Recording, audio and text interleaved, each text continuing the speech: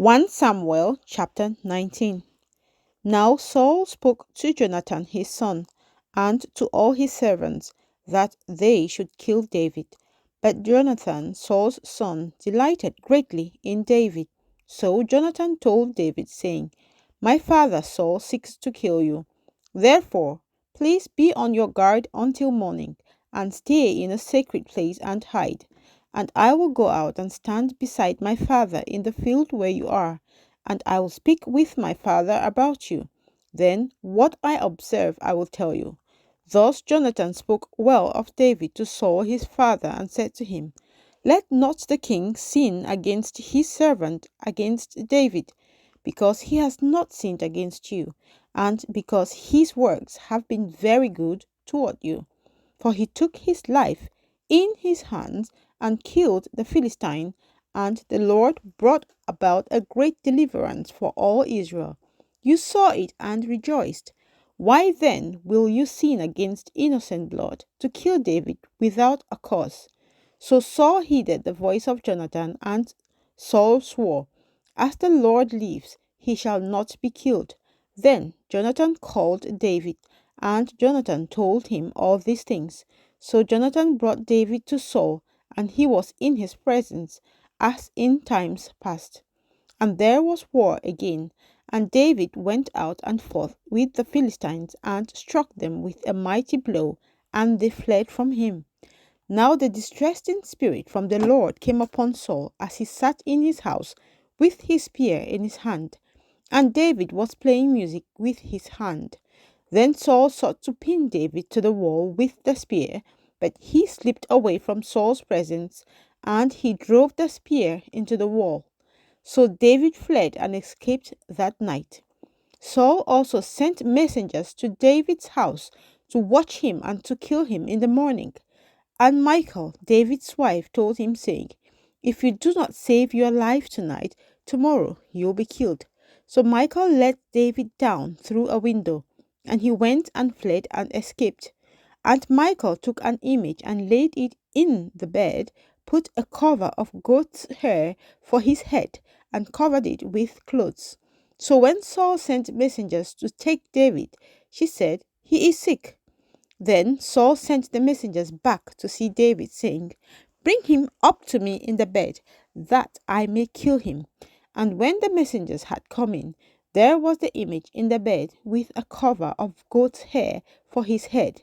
Then Saul said to Michal, Why have you deceived me like this, and sent my enemy away, so that he has escaped?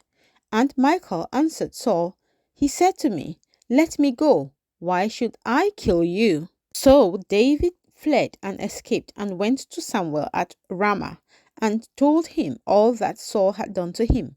And he and Samuel went and stayed in Naioth. Now it was told Saul, saying, Take note, David is at Naioth in Ramah. Then Saul sent messengers to take David. And when they saw the group of prophets prophesying, and Samuel standing as leader over them, the Spirit of God came upon the messengers of Saul, and they also prophesied.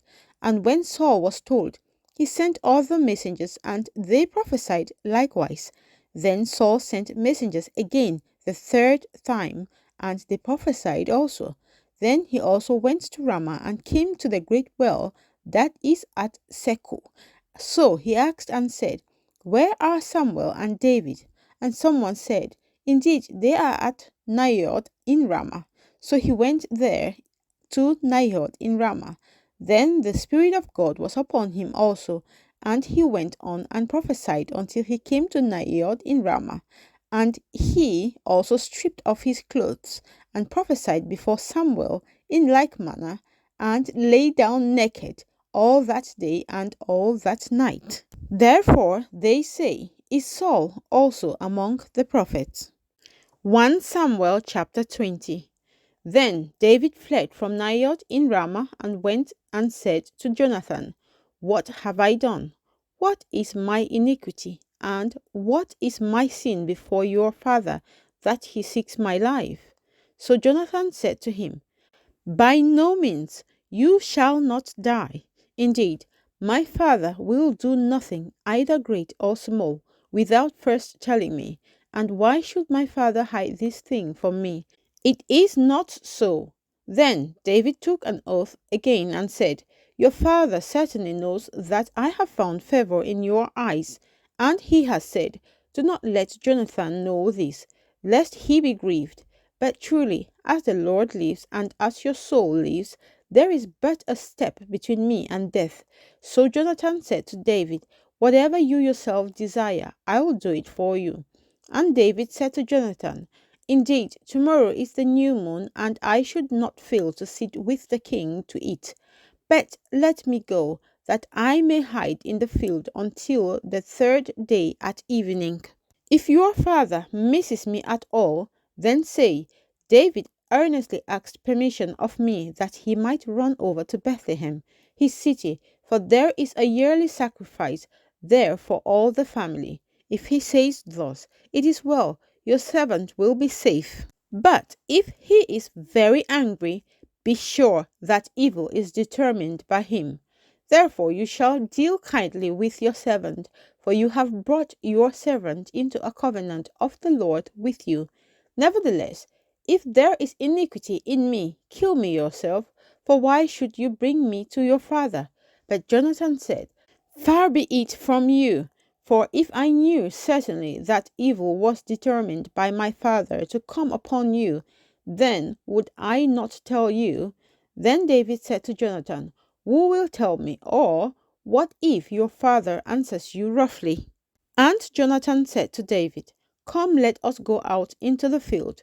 So both of them went out into the field. Then Jonathan said to David, "The Lord God of Israel is witness.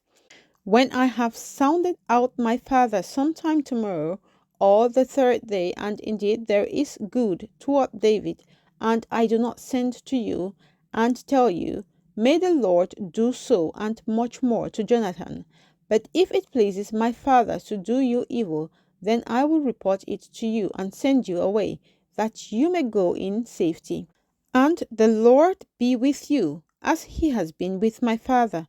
And you shall not only show me the kindness of the Lord while I still live, that I may not die, but you shall not cut off your kindness from my house forever. No, not when the Lord has cut off every one of the enemies of David from the face of the earth." So Jonathan made a covenant with the house of David, saying, "Let the Lord require it at the hand of David's enemies."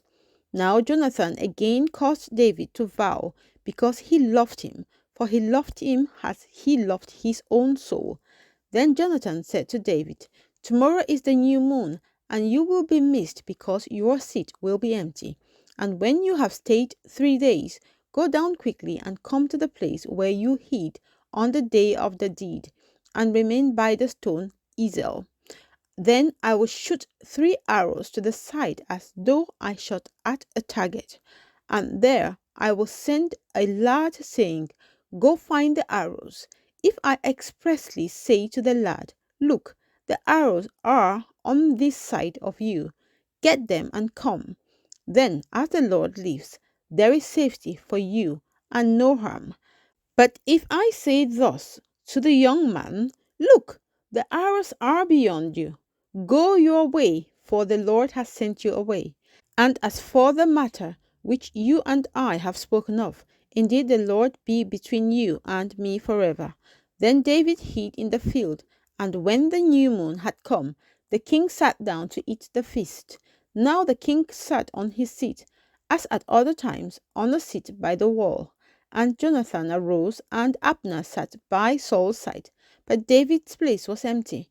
Nevertheless, Saul did not say anything that day, for he thought, "Something has happened to him. He is unclean, surely he is unclean." And it happened the next day, the second day of the month, that David's place was empty. And Saul said to Jonathan his son, "Why has the son of Jesse not come to eat, either yesterday or today?" So Jonathan answered Saul, "David earnestly asked permission of me to go to Bethlehem, and he said, 'Please, let me go, for our family has a sacrifice in the city, and my brother has commanded me to be there. And now, If I have found favor in your eyes, please let me get away and see my brothers. Therefore he has not come to the king's table."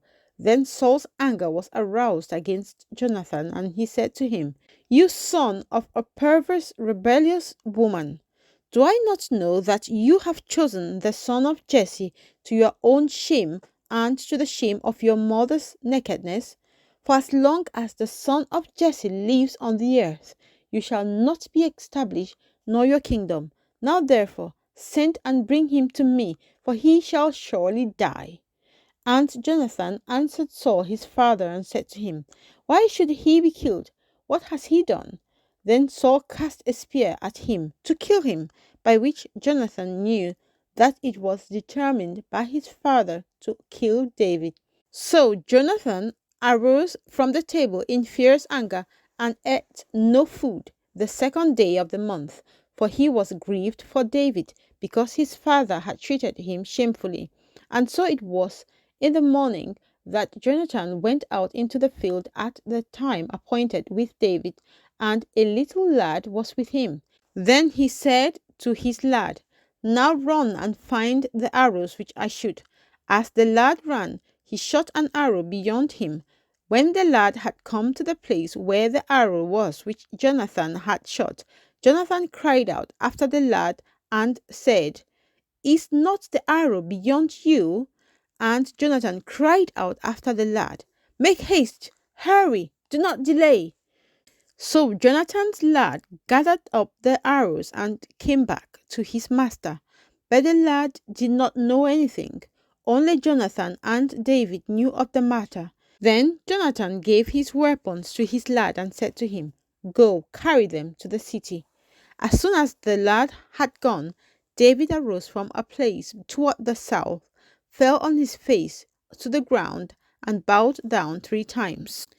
And they kissed one another, and they wept together, but David more so. Then Jonathan said to David, "Go in peace, since we have both sworn in the name of the Lord, saying, 'May the Lord be between you and me, and between your descendants and my descendants forever.'"